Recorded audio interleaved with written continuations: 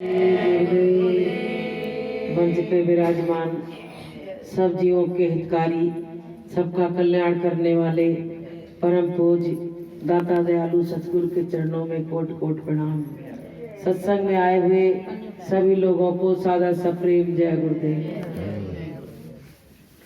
सतगुरु जिनका नाम है घट के भीतर धाम, ऐसे दीन दयाल को कोटन कोट प्रणाम। प्रेमियों, अभी आपने सब कुछ सुन लिया। जैसे हमको चारों तरफ से किसी ने घेरा हो और उसमें किसी और मतलब चारों तरफ से हम घिर गए और कोई उसमें से ऐसा आ गया कि उसने कहा कि हम तुमको बचा लेंगे, तो हमारे लिए कौन अच्छा होगा? जो बचाने वाला होगा वो अच्छा होगा कि जिसने घेरा वो अच्छा होगा?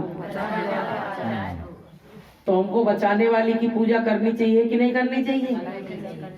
तो यही ये खेल है, जिसने फंसाया है लोग उसकी पूजा कर रहे हैं, लेकिन जिसने कहा कि हम तुमको निकाल ले चलेंगे तो उनको कोई पूछता नहीं है। तो जो उल्टा काम चल रहा है कि नहीं चल रहा है?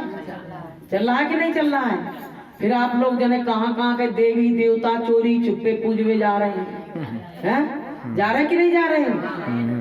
तो तुम जिसने बांधा है उसी को करने जा रहे हो, तो वो तुमको छोड़ने वाला नहीं है।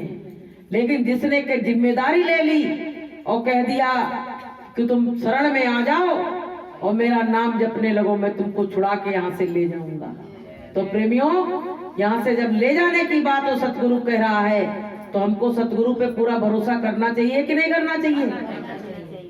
तो प्रेमियों, अभी पूरी बात हम किचन में जरूर थे, लेकिन हम पूरा सत्संग सुन रहे थे। पूरा सत्संग सुन रहे थे, ऐसी बात नहीं है कि वहाँ काम कर रहे हैं तो हम उसी में मस्त है, नहीं, हम इधर भी सुन रहे थे। तो प्रेमी भाई बहनों, हमारे हाथ में अभी अवसर है। कैसा अवसर कि अभी हम मुंडी हिला रहे, मतलब सांसें हैं, इसीलिए तो हिल रही है जे। सांसें खत्म हो जाए कौन हिलाएगा? फिर तो कोई दूसरा आएगा, रोएगा, चिल्लाएगा, छाती पटकेगा ऊपर, तो नेगात यूं हो जाएगा बस, लेकिन वो खुद नहीं हिलेगा। तो जितनी सांसें दी राम ने उतना चले खिलौना। ये खिलौना जब तक चल रहा है, इसमें सेल पड़े हुए हैं, सांसें भरी हुई हैं, तब तक अपना काम कर लो। जिसने कह दिया कि हम छुड़ा के ले चलेंगे, तो उसके साथ लग जाओ, वही छुड़ा के ले जाएगा। तो प्रेमी भाई बहनों, हमको तुमको अपने मालिक पे पूरा भरोसा, 99% नहीं, पूरा 100% भरोसा करके इस मालिक की शरण में आना है। फिर देखो कि आपको पार करते हैं कि नहीं करते।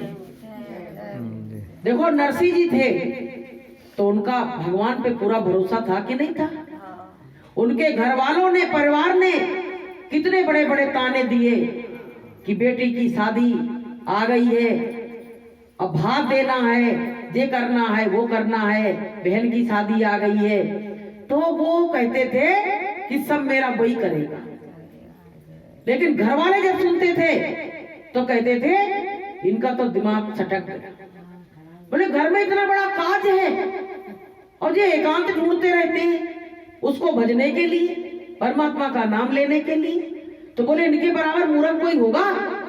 लेकिन वो पता है, जब अपने भजन करते थे तो परमात्मा से कहते थे, परमात्मा ये भार जो आया है, घर का कार्य भार, इसको तुमको ही करना है।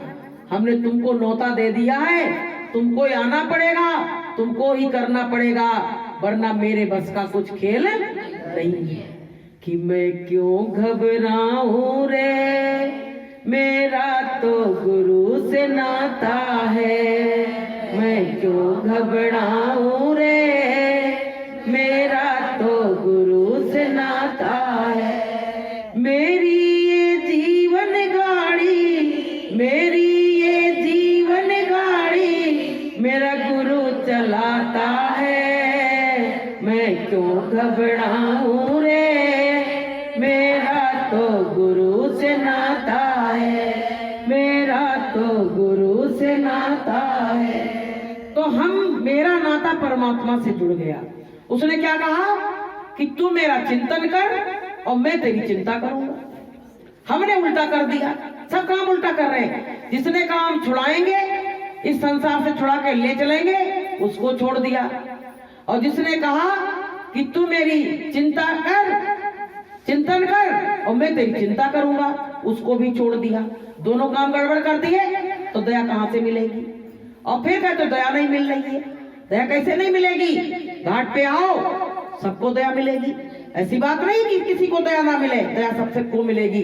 लेकिन हम उस घाट पे आ ही नहीं पा रहे हैं। तमाम लोड़ी कालिका जाने कौन कौन सी देवी, नाम भी नहीं जानते हैं। वहां वहां माता बहने पूजती फिर रही है। कह रही बहन जी अगर नहीं पूजी तो सत्यानाश कर दे।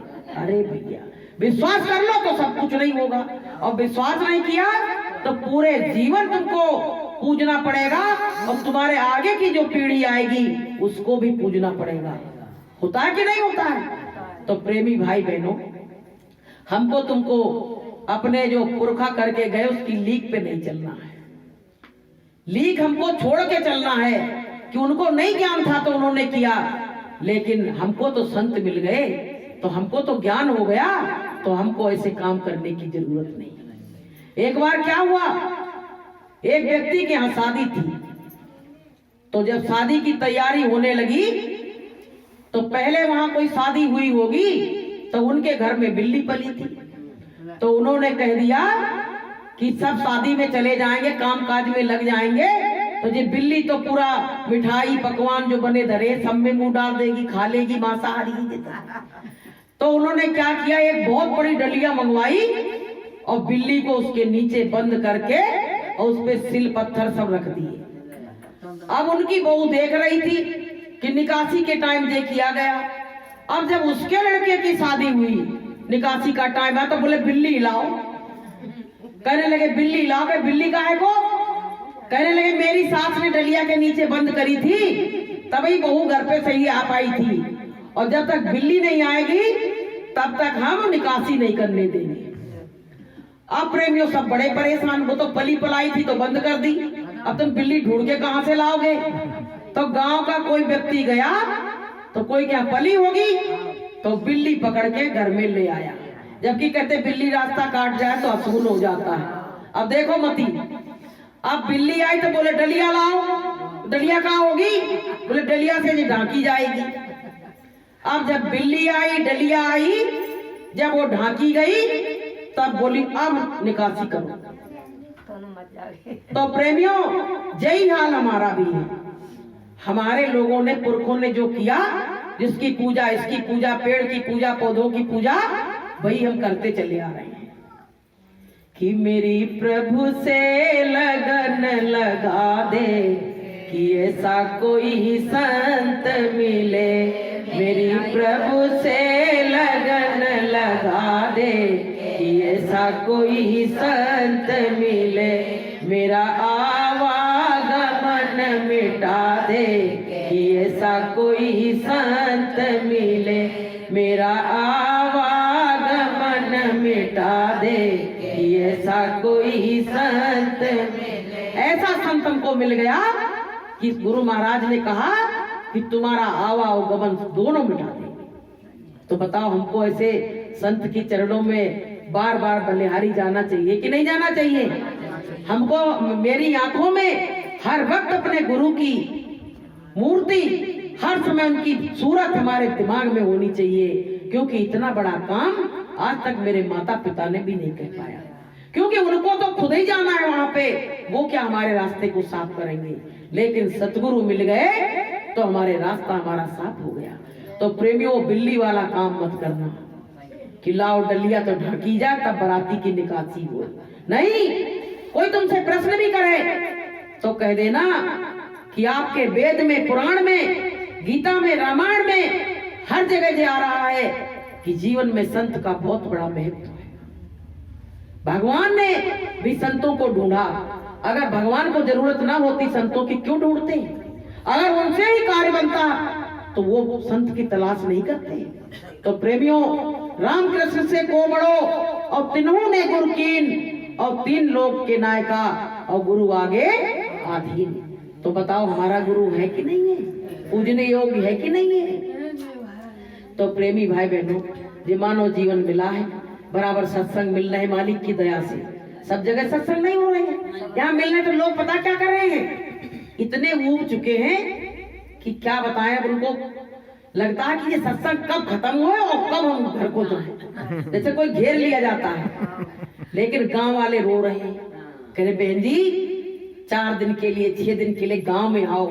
घर घर व्यक्ति चाह रहा कि मेरे घर सत्संग हो, मेरे घर सत्संग हो।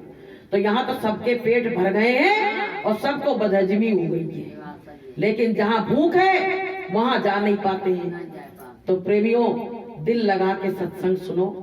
सत्संग तो पूरा नहीं सुनने की जरूरत है। जैसे बच्चा परीक्षा देने जाता है तो क्या पूरी किताब थोड़ी वहां लिख के आता है, लेकिन जो सार बातें होती है उसको लिख देता है, पास हो जाता है। ऐसे ही आप लोग भी कि सार सार को गह लिए और थोथा दे बहाए और साधु वैसा चाहिए जैसा सूप सुनाए। सार सार की बात कह लो कि क्या क्या बताया, हमारी मुक्ति किससे हो सकती है, क्या हमको करना चाहिए जीवन में, इनको ग्रहण कर लो और बस उसके रास्ते पे चल दो, आपका काम हो जाएगा। तो प्रेमियों, हम आपका समय नहीं लेंगे, हम समझ गए हैं समय बहुत हो चुका है। तो बोलिए प्रेम से जय गुरुदेव।